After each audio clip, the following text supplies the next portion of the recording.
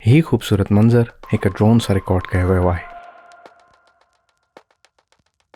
Drone हिकु अहिड़ो हवाई जहाज़ आहे जेको सॉफ्टवेयर कोड जी मदद सां पंहिंजो पाण उॾणु, तस्वीरूं वठणु या पंहिंजे रस्ते में ईंदड़ रुकावटुनि खां बचण जी सलाहियत रखे थो।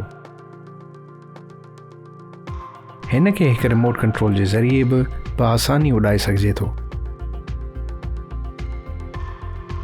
ड्रोन खे क्वाडकॉप्टर बि चइजे थो, छाकाणि त हिन में आम तौर ते 4 पर हूंदा आहिनि। ड्रोन हूअं त ज़िंदगीअ जे काफ़ी शोबनि में इस्तेमालु थियनि था, पर तस्वीरूं ऐं वीडियो ठाहिण लाइ ड्रोन जो इस्तेमालु काफ़ी आम आहे, छो जो ड्रोन असांखे पंहिंजे आसपास जी दुनिया खे हिकु नए नज़रिए सां ॾिसण जो मौक़ो फ़राहम कनि था, जेको इंसाननि लाइ काफ़ी दिलचस्पीअ जो बाइस आहे। ड्रोन ठाहिण वारी कंपनीज़ में हिकु मशहूरु नालो DJI कंपनी जो आहे। DJI हर क़िस्म जा ड्रोन ठाहे थी, जेकी सेल्फी खां वठी वॾी हॉलीवुड फिल्मुनि में बि इस्तेमालु कया वेंदा आहिनि।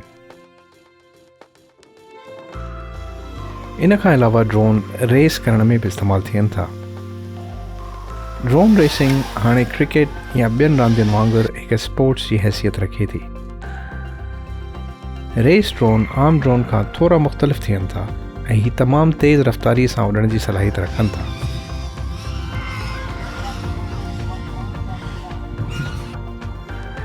अॼु दुनिया जे मुख़्तलिफ़ मुल्कनि में ड्रोन उॾाइण लाइ हिकु ख़ासि क़िस्म जी ट्रेनिंग ऐं लाइसेंस जी ज़रूरत पवे थी, त जीअं हवाई हादसनि खां बची सघिजे।